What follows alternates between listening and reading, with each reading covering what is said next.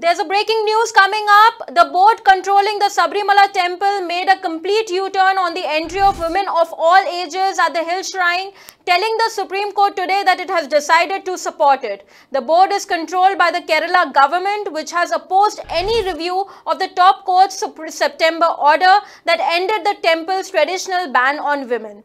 5 judges of the Supreme Court are hearing more than 60 petitions that urge a rethink of the verdict, opening the temple doors to women between the ages of 10 and 50.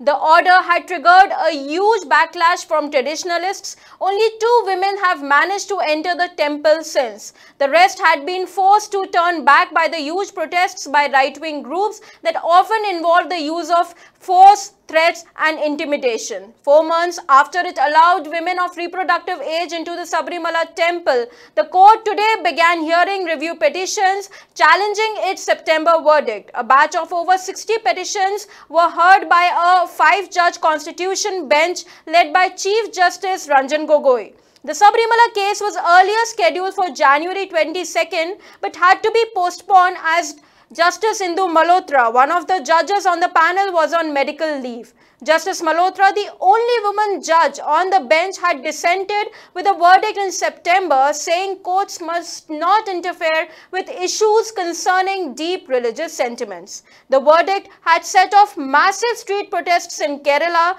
The annual pilgrimage season saw violent protests as devotees of Lord Ayyappa, the celibate god, tried to stop women and girls between the ages of 10 and 50 years from entering the shrine. For more news updates, log on to www.hwnews.in.